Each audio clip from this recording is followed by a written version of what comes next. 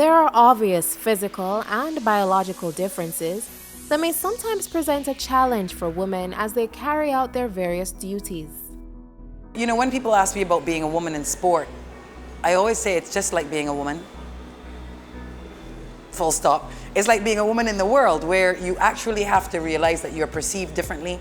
Different things are expected from you and of you. As a massage therapist, it takes a lot out of you for doing massages on a regular. So sometimes you may have 2 players for the evening. Sometimes you have, on average, 6 to 8 players for the evening. And then by the time you finish, you're burnt. I'm not seeing any challenges in my job, coming from a background of always in sporting activities. The main challenge that I face in this job is trying to get the athletes back on the field as soon as possible. You know, with this short time span that we have right now, it's difficult, but it's possible. So the uniforms don't always fit very well. And it ends up being a trick trying to make it look neat and professional and stuff. It's just all this testosterone all around us. I would say thankfully that the people that I work with, there is no division that you're a woman, we are men, you can't do this or whatever. Everybody works as a team. As a strength and conditioning, it's very male dominated, and they always see you as the weaker gender. But again, I think you definitely need to bet on yourself, invest in yourself, and let your talent speak for itself. And I think if you're good at your job, then you earn that respect from the guys, especially in this field. I've worked with many sporting teams before, male and female, so transitioning into this is not an issue. And yes, it is evolving, especially in massage, it is evolving.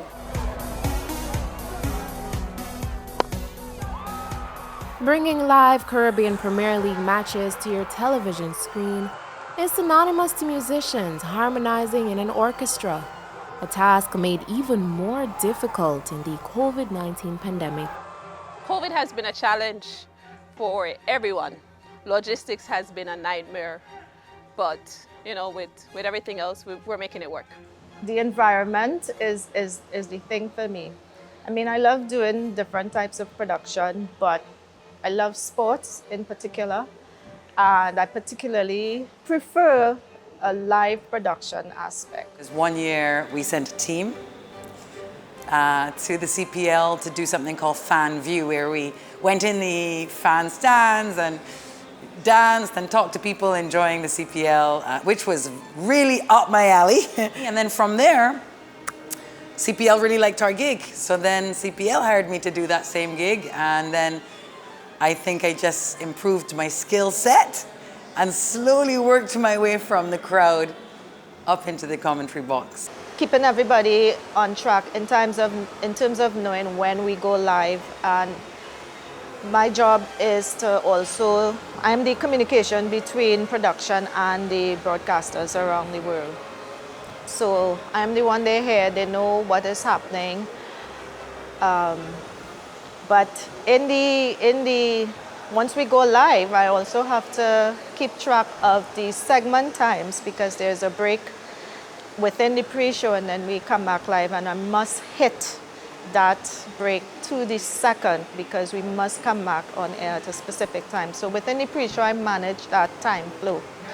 During the game, however, I think is where what requires the most concentration, because it's very challenging to be a fan of cricket and be a DA, because you can't get caught up in the match.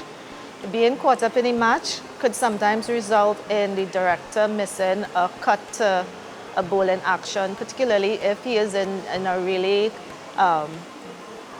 dynamic cutaway to crowds, or back-to-back replays and whatnot of an exciting moment in a match. So if I am caught up in that and I miss the bowler running, the viewers in turn would actually miss that action. Next thing you know, you miss a 6 or you miss a wicket. So this is my 3rd CPL, and my first CPL, my role was, believe it or not, as a stumps engineer.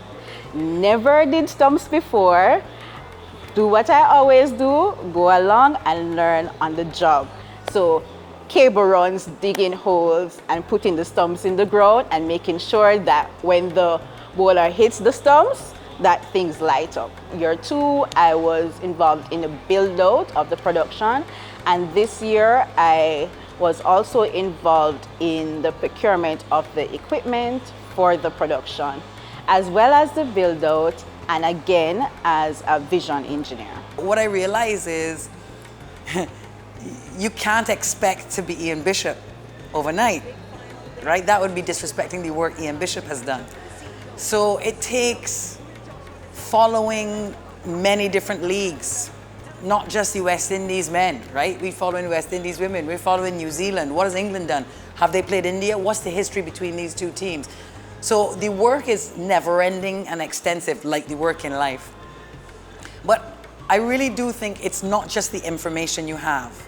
Being in front of a TV, it's more than information. You have to have self-possession. You have to feel like you are of value and you have something valuable to say or worthwhile to say. So even in predominantly male places, American football, basketball, even in Europe, you notice right now at the table there are more women speaking, and it's a little more comfortable, and they are very knowledgeable. There's no woman there you could say, boy, I wonder if she got through just because she's a woman. They are extremely knowledgeable and impressive. So I've noticed in a lot of sports, cricket, football, basketball, American football, like I said, tennis, it's just opening up for women. And it actually gives persons an avenue as well to see, hey, we could do that too. Though, the CPL production is very tedious work that requires dedication and focus.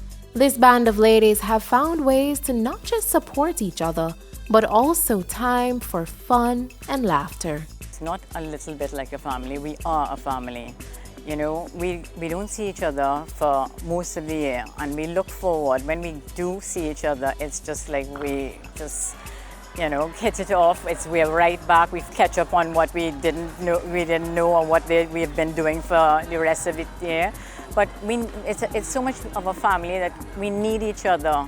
We need that support. When someone is falling, we pick them up and continue. That's just how it is. Pet is an amazing human being, an amazing woman. There's nothing that I can ask or anyone can ask Pet to do or a favor, and she will be there. Even just be a lending ear to, for the venting. I work closely with Petronia Perth. She's such a a talented person, a hard worker, and that is why we click a lot. Petronia and I click a lot because I love how she works. She's committed. The challenges that comes every day. Nothing is ever constant. There are ever changes, and you wake up one day, you don't know what's going to hit you. So that's what I love about the role. She's very quiet, so I do all the for her, right? So during this tournament, I've been blessed to work with some wonderful women. One such person who has now become not just friend, but I consider her to be family, and that's Ingrid Maxwell. She's crazy. She absolutely has no sense. And when the tension is high, you can ensure that there's going to be a joke. So it's good to have both sides of the fence.